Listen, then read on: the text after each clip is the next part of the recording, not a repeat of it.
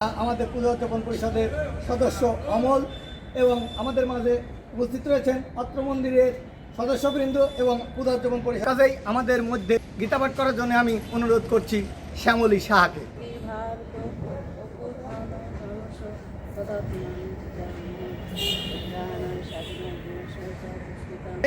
আজকের এই উদ্দেশ্য সংক্ষিপ্তভাবে এই সবার শুভ সূচনা বক্তব্য রাখবেন। বৃক্ষরোপণ ও চারা বিতরণ কর্মসূচি। একটি গাছ লাগান, একটি প্রাণ বাঁচান, সবুজ হোক আগামী প্রজন্মের প্রাপ্তি। এই প্রতিপাদ্য ও স্লোগানকে সামনে রেখে পাবনায় শুরু হয়েছে বাংলাদেশ পূজা উদযাপন পরিষদের কেন্দ্রীয় ঘোষিত ৭ দিনব্যাপী বিশেষ বৃক্ষরোপণ কর্মসূচি। পরিবেশের ভারসাম্য রক্ষা এবং ভবিষ্যৎ প্রজন্মের জন্য একটি সবুজ ও সুশোভিত পৃথিবী গড়ে তোলার প্রত্যয়ে জেলা পূজা উদযাপন পরিষদের উদ্যোগে এই মহতী কার্যক্রমের সূচনা করা হয়। সম্মানিত সভাপতি, পাবনা পূজা উদযাপন পরিষদের সম্মানিত সদস্যবৃন্দ, সবাইকে আমি এই অনুষ্ঠান আয়োজন করার জন্য কৃতজ্ঞতা প্রকাশ করছি। এই বৃক্ষরোপণ অভিযান, বৃক্ষরোপণ এটা হলো প্রিমিয়াম ছাড়া বিমা। একটা বিমা করতে গেলে তো মাসে মাসে প্রিমিয়াম দিতে হয়, বছরে বছরে প্রিমিয়াম দিতে হয়, কিন্তু একটা বৃক্ষরোপণ করলে এর কোনো প্রিমিয়াম দিতে হয় না। এটা মানুষের লেখাপড়ার জন্য, কারোর মেয়ের বিয়ে দেওয়ার জন্য কয়টা 10টা গাছ লাগায়, তাহলে এটা তার ভবিষ্যতের জন্য কাজ। এই মুহূর্তে আমার এই অনুষ্ঠানে আয়োজকদের কৃতজ্ঞতা প্রকাশ করছি এত মহতী অনুষ্ঠান আয়োজন করার জন্য।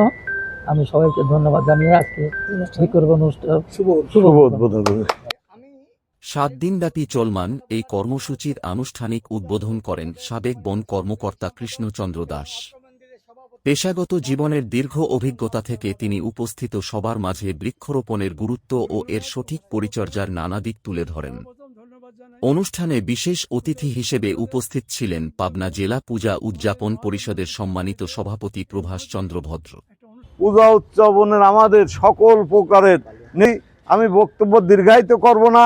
সেটা গাছ সম্বন্ধে আমার নতুন করে কিছু বলার নাই। এখানে সবাই জানেন যে গাছ লাগানো একটা দেশের জন্য কত বড় উপকারী, আমাদের সমাজের জন্য, ব্যক্তির জন্য, প্রত্যেকের জন্য এই গাছ লাগান খুবই প্রয়োজন। আপনারা জানেন যে এই গাছের কিন্তু একটা সবচেয়ে বড় গুণ আছে, আমরা যে অক্সিজেনই করি আর কি, আর গাছ সেই কার্বন ডাই অক্সাইড দেয়, এটা কিন্তু একটা বিশাল ব্যাপার।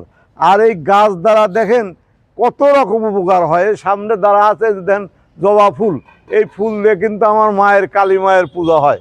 কাজে এইরকম এই গাছের আমরা বিভিন্ন ফল খাচ্ছি, আমরা বিভিন্ন রকম ফলজ আমরা গাছ লাগাচ্ছি, যেভাবে আম, কাঁঠাল, জাম, এইরকম বিভিন্ন গাছের শিকড় দিয়ে, গাছের পাতা দিয়ে সব কিছু উপকার। এছাড়া আরও একটা জিনিস আছে যেটা পরিবেশ, এই যে পরিবেশটা রক্ষা করার জন্য গাছের অত্যন্ত বিশেষভাবে প্রয়োজন। এটা আমাদের সামাজিকভাবেও যেরকম প্রয়োজন, ধর্মীয়ভাবেও এই গাছ গাড়া প্রয়োজন। এই জন্যে আমাদের এই কর্মসূচি আগামী 7 তারিখ পর্যন্ত অব্যাহত থাকবে।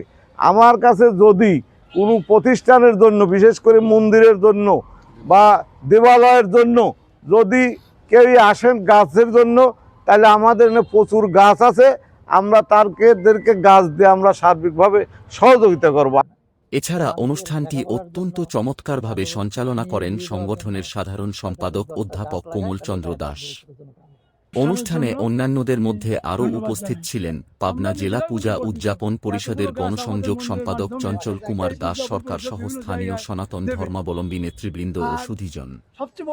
আয়োজকরা জানান, ৭ দিনের এই কর্মসূচিতে জেলার বিভিন্ন মন্দির প্রাঙ্গণে এবং হিন্দু সম্প্রদায়ের পরিবারের মাঝে সম্পূর্ণ বিনামূল্যে বিভিন্ন প্রজাতির ফল, বনজ ও ঔষধি গাছের চারা বিতরণ করা হবে।